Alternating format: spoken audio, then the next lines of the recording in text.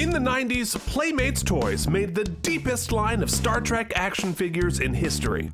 My name's Keith, and I'm a collector working towards owning all 284. I've been a Trek fan for almost 35 years, and most people are sick of me talking about it. But somehow I've convinced my old friend Mike to review them with me on Look at My Star Trek Toys! What's up, everybody? We have a very exciting special episode this week because we are talking not about the figures that Playmates produced, but by the custom figures that incredibly talented artists from all over the world have been making from the Playmates figures. So we've got some really cool stuff to show you today. This is part one. We're gonna have a whole mess of parts because we have so many amazing custom figures. We could never talk about them all, but we're just going to get started, start plowing through because I'm excited to show all these things. Mike, how excited are you?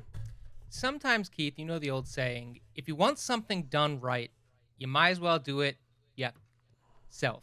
And so that's what some of our watchers, viewers, listeners, consumers have done. And we are so excited. I'm probably the most excited right now. Plus, I think there's a special treat that we got in the mail. Your very own custom. There is a special treat. We're going to finish with a little early holiday treat that came to me based on something you said that you wanted. And it showed up at my house, which is the best way to do things. Before we get started, because I know we're excited, Keith, if other people want to contact us and send us goodies, this is a trend I'd love to keep going. If you want to get our address, you have to write us. So, Keith, how can they contact us to send us good stuff?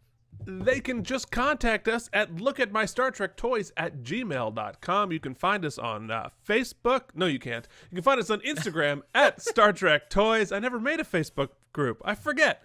But we are really happy to hear from you. You can also just comment below right here on the YouTubes. We have been chatting with many folks. This, just to set your expectations, we're also going to do a series on displays of people's custom displays they have built for this, but not this week. So, but we are building those. If you have more to send me pictures of your displays and anything you want to say about it at lookatmystartrektoys@gmail.com.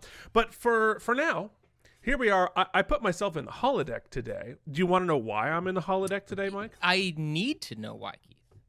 Well, because when you're doing custom figures, you can do anything you can imagine, just like in the holodeck. So we have some unbelievably cool stuff that you know what, let's just dive into it because these are super cool. I'm envious of a lot of these that were sent to me. So let's take a look at our first custom figure, and that is a Cardassian in a Starfleet uniform. Mike, let's take a look.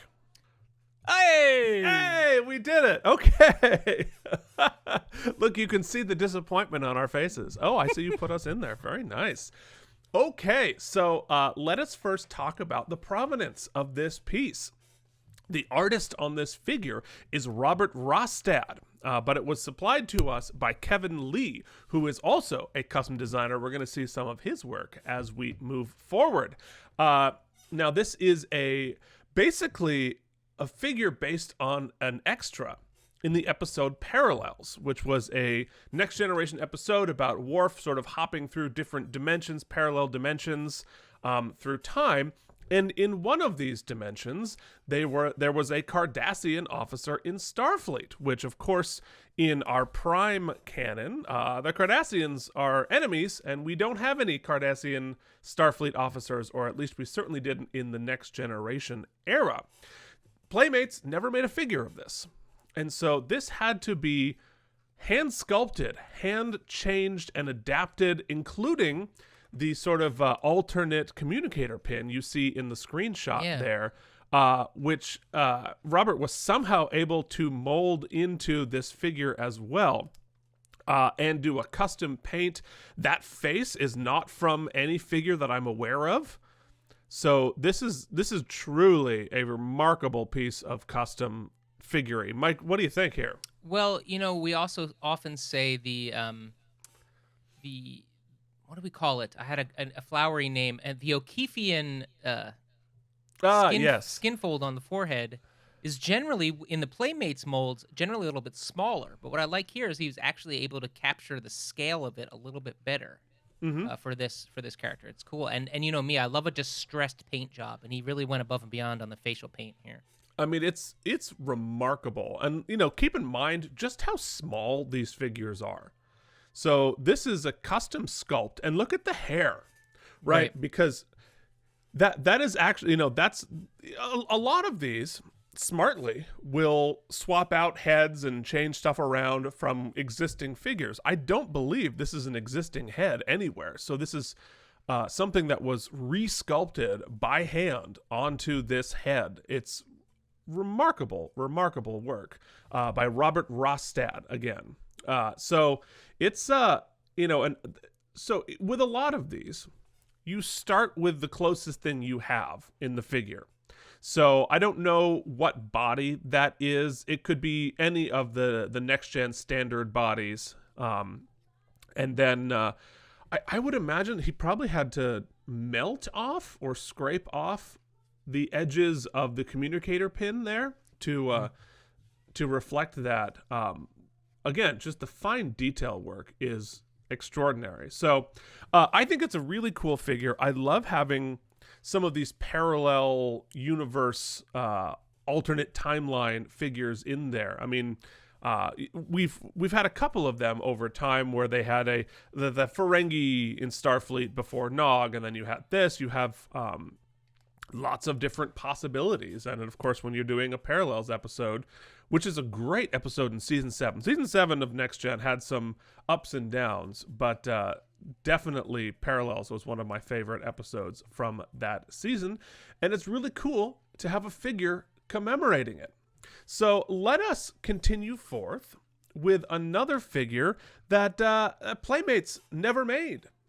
Interesting, surprising they never made it.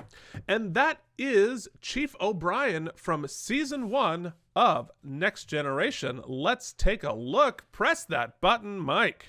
There we go. Okay, so this is from Vance Major Owen from No Budget Productions. No Budget Productions is an amazing YouTube channel where Vance does a whole mess of different things. He has an unbelievable collection of custom figures that he has made. We will be working through his customs to the end of time. So I just picked out a couple of them here to show you today. But you can find amazing Star Trek fan films that he helps produce and write and act in.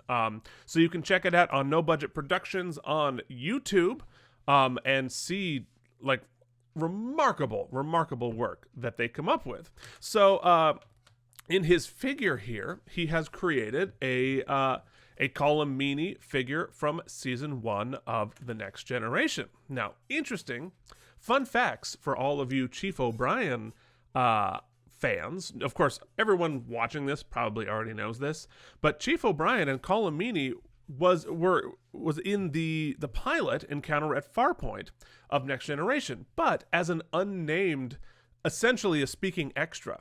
He had a couple of lines as an extra, so he wasn't technically an extra, but he was a day player in the Command Division Red, which you can see here reflected both on the screenshot and in the figure. And you can tell it's a season 1 red because of the stripe on the shoulder. So Vance had to swap out a head here in order to create a Chief O'Brien. But anyway, so Colomini, they discovered, hey, it turns out you've got an amazing actor here. And so they developed him into a character of the Transporter Chief on Next Gen before he transferred over to be a main character on Deep Space Nine. So I'm imagining that Colin sort of went in on the first day for Encounter at Farpoint thinking he had a couple of days on a gig, and it ended up being one of the people who've done the most episodes of Star Trek of all time, perhaps only behind Michael Dorn on screen, I would imagine. I could be wrong, but certainly a heck of a lot of episodes that he was able to do, and it's really cool to complete the line. So because we've done episodes about the season 1 uniforms from Next Generation, and Playmates did a good job of filling out most of the cast in those uniforms, and they certainly did a Chief O'Brien from the Next Generation era. But they didn't do one reflecting him in season 1. So it feels like it's a hole in the line. It's not a major hole, but it's a hole that is really cool to have filled here with this really cool figure. Mike, any thoughts? Have you ever popped ahead, Keith, and attempted a swap, or is that something best left to those with the know-how? I have not, basically because I learned my lesson back in the day with my G.I. Joes. Now, if you were a G.I. Joe collector, as I'm sure many of you are, those are rubber bands and stuff. That was tricky business. But it was a lot easier because there was a screw in the back of the figure, which you're able to pull out, and then the torso popped open. And then you were able to swap out the heads and arms and legs really easily because the legs were just held on with a rubber band, working its way through the torso. So of course, you make your super figures and you destroy the action figures. Probably cost a lot of money these days, but with these you don't have that screw in the back, so you can't just pop them open and swap things out easily. So I have not attempted it. I don't imagine that I will. I feel I'm going to leave that to the professional artists that we are seeing here. I think that's fair. Yeah.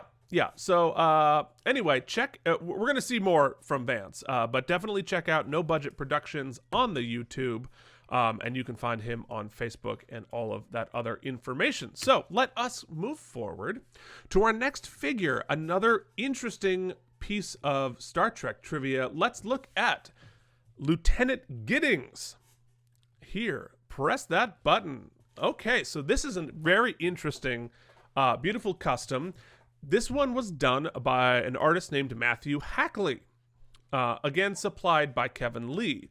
And this is a really cool character because Lieutenant Giddings was a character that showed up on The Next Generation many times, in 59 episodes of Star Trek The Next Generation, played by Lorene Mendel. However, it was always as an extra.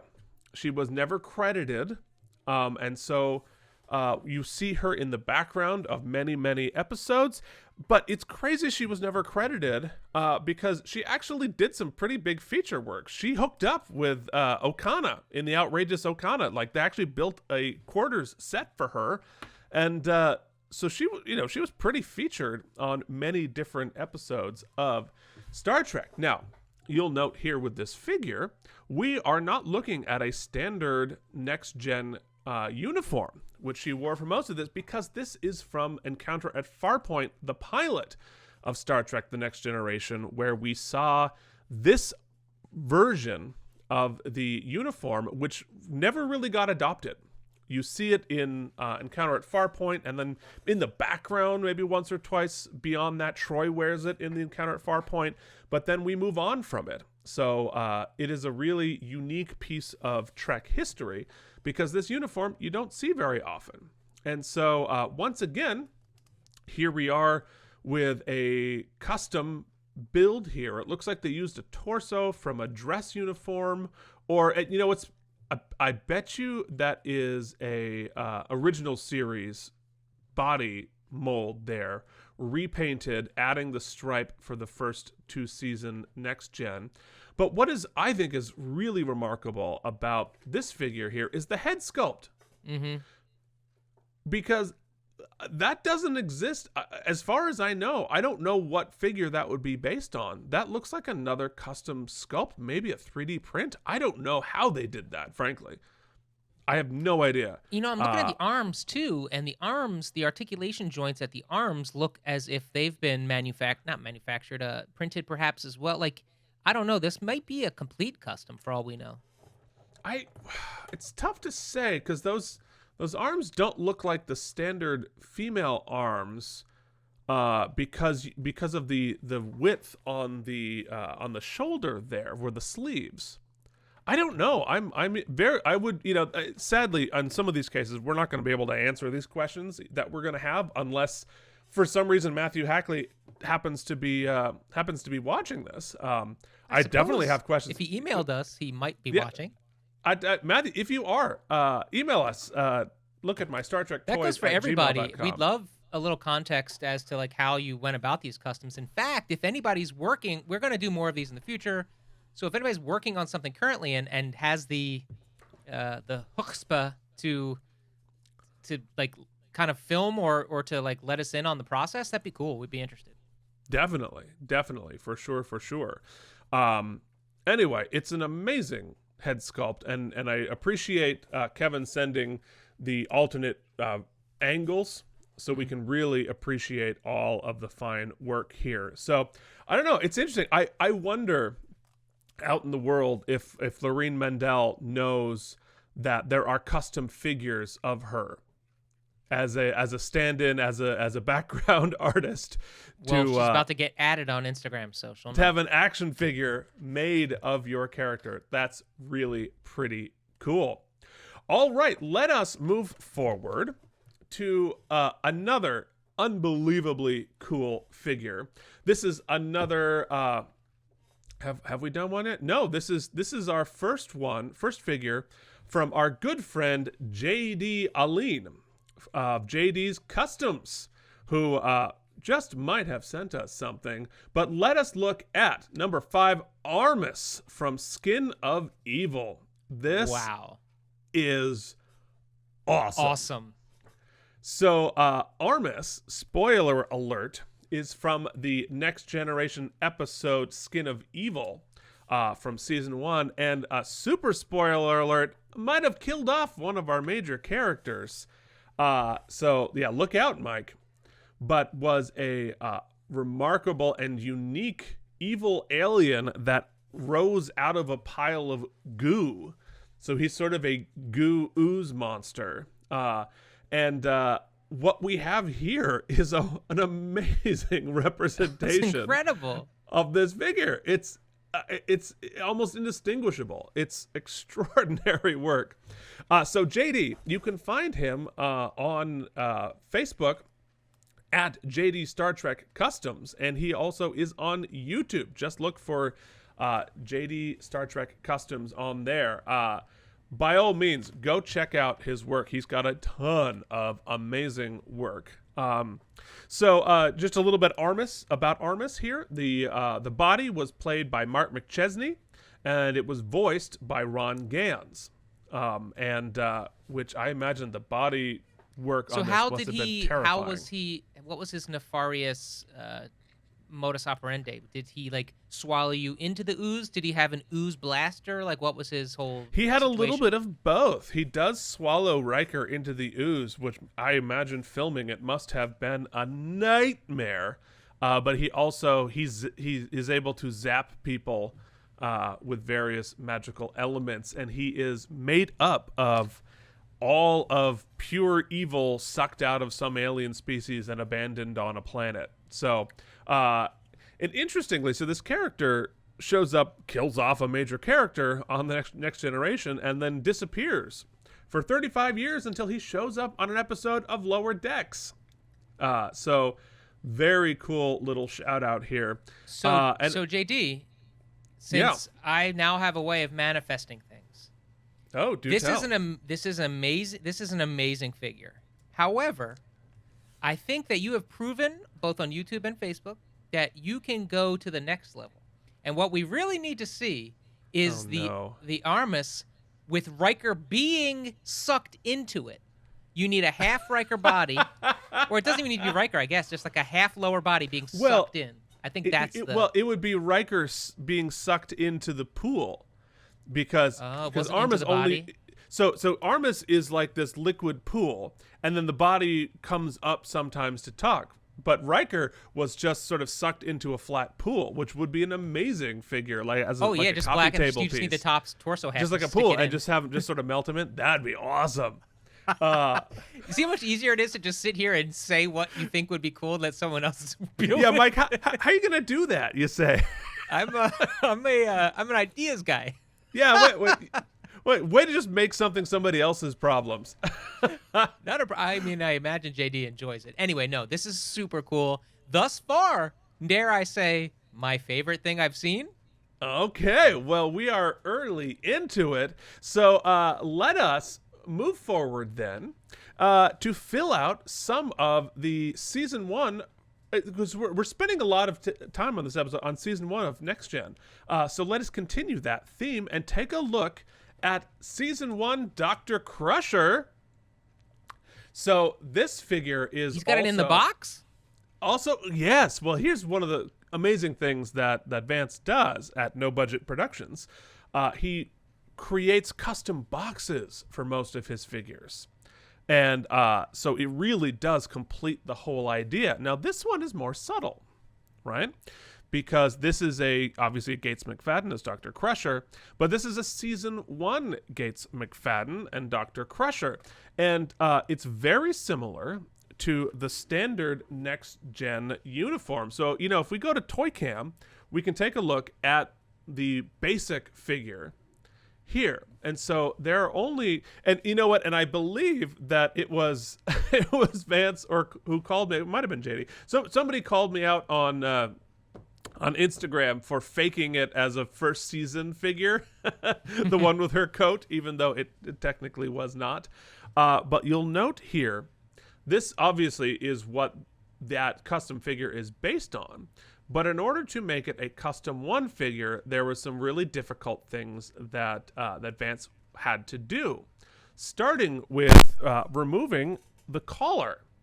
Because if you go back to the screenshot from the episode, the season 1 figures did not have the collar. Oh. That sort of pops up there. So, and you can see in the figure that Vance did, there is no collar. So he had to cut that off somehow. And the only other change is very minor, but difficult to do because you have to work that around hair. I don't know how we did it, but you can see very subtly in the picture there the sort of stripe that you see along the collar from the season 1 and 2 uniforms. So it's one of those things it's subtle and yet I think very interesting and important if you're going to complete the line of your season 1, because Playmates didn't quite do it. And so this would be a great way. You've got almost everybody else represented. And this is how you would complete that. So it's cool because a lot of the things that all of us Trek fans love are like the big crazy elements that you're seeing, but also these tiny little details which make a ton of difference and make for some really fine work. I have to add in, Keith. Yeah. It's funny how I have to really say this. Like, I was so into action figures, and it's sort of as I've grown up, like I haven't really held on to it as much as you have, just because I don't ever really display them. But I'm finding this passion again, or the sort of that drive of like, and what I'm finding is that though I love the displays and I love seeing the action figures displayed, I think that's kind of the point. I like to see them in action being played with, or at least the feeling that they're being played with. However, when it comes to the customs, though I understand that they can fill gaps on your shelf in certain lines, there's something kind of there's a soupçon of magic in having the custom in a custom box.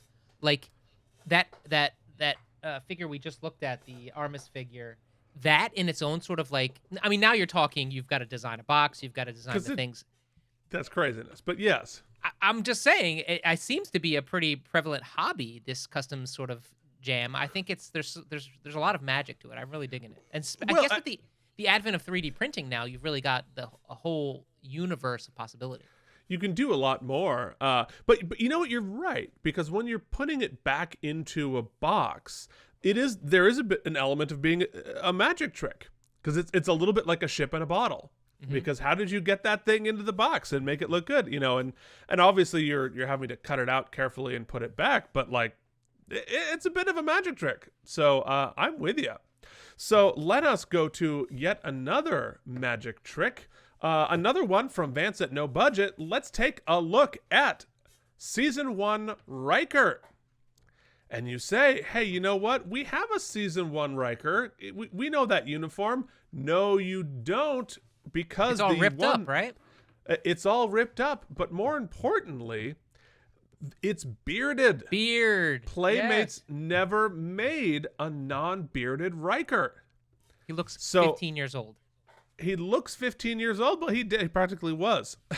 I mean, so here, somehow, Vance has made a beardless Riker. I have no idea how, frankly, unless they 3D printed the head.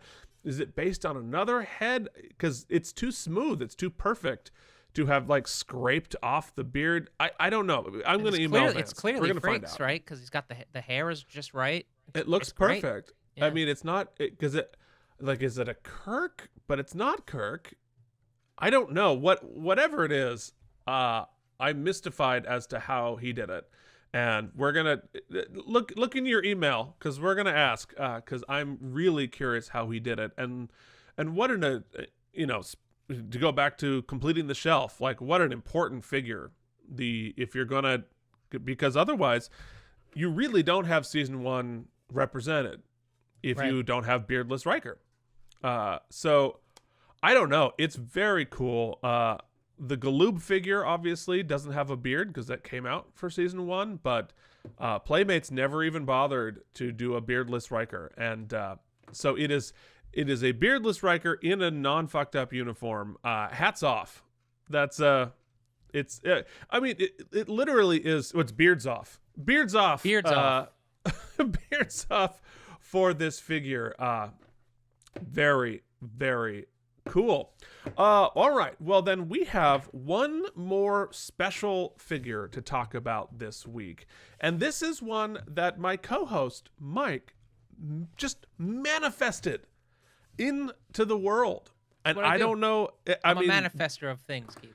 Just the power you have, sir, to just make things just happen. You make things appear in my house. It's very impressive. And this is from our good friend, JD Ealain, from JD's Customs. Again, you can find him on Facebook at JD's Star Trek Customs and on his YouTube channel, JD's Customs. So, and he's also starting to release videos of his reviews of the figures, and they're great. You should definitely check them out. We're going to link everybody in the show notes. So just look down below you, and then you can go and find all of these things. So definitely go subscribe to JD and check out his stuff. So yeah, they definitely need your support. No, well, don't we all? Don't we all? It's just these days. Jeez. All right. So let us, Mike. Why don't you tell us how this happened? How because you're responsible for this. How did this happen? Listen, we were looking at the pretty rad Picard in spacesuit figure. I said that it was, with the helmet on, you couldn't tell if it was Worf or Picard. You kept speaking about how they were like a team in that episode. And so I simply said, well, I mean, all you need to do is pop off that Picard head, pop on a Worf, and bing, bang, boom, you got yourself a pair. And guess what? You got yourself a pair, Keith. Guess what? Let us take a look at this because there's some really fascinating details. Here he is, a custom Worf in the spacesuit from Star Trek First Contact. First off, how freaking cool does that look?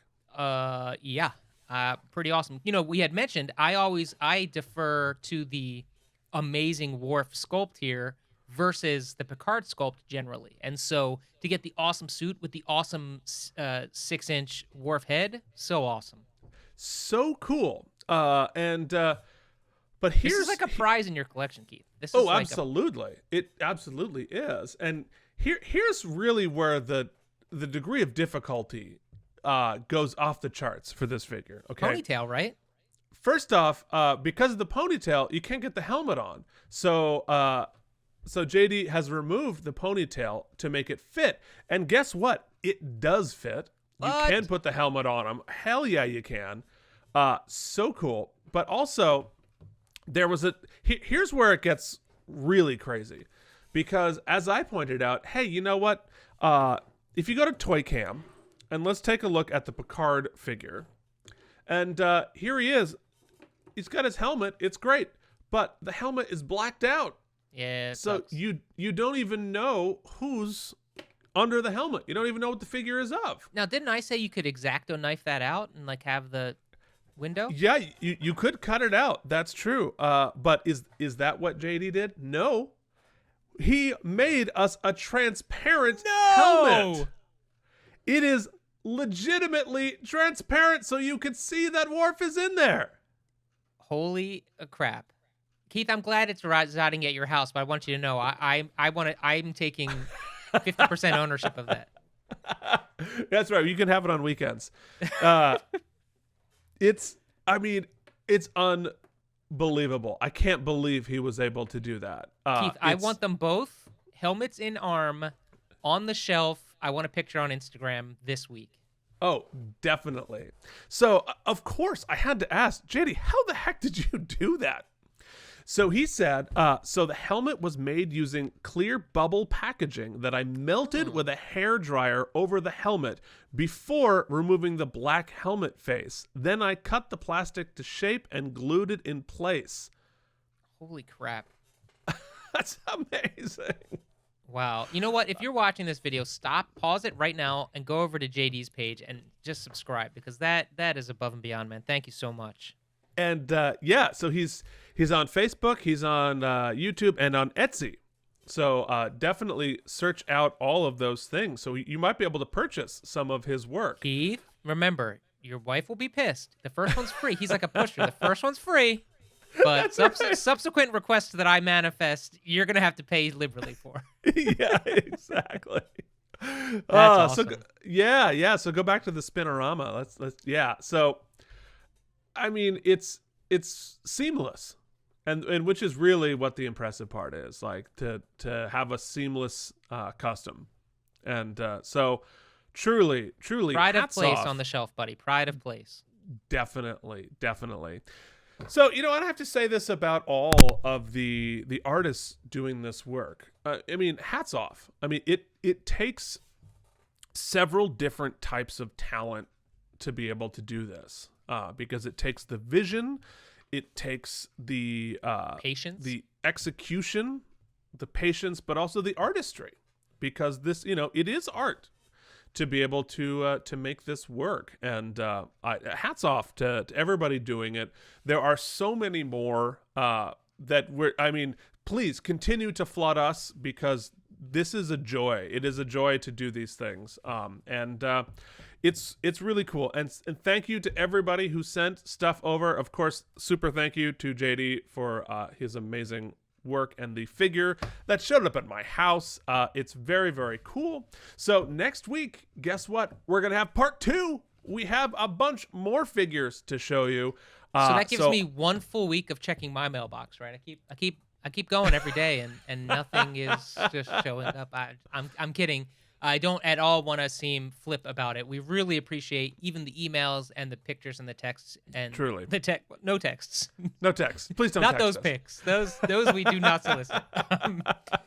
This is my favorite episode. I can't wait to shoot the next one. I love seeing your guys' stuff, because it's that next step of fandom, right? You can put together a hell of a slideshow, Keith, of the once, but it takes a special person to be like, you know what? I want it, so I'm gonna make it.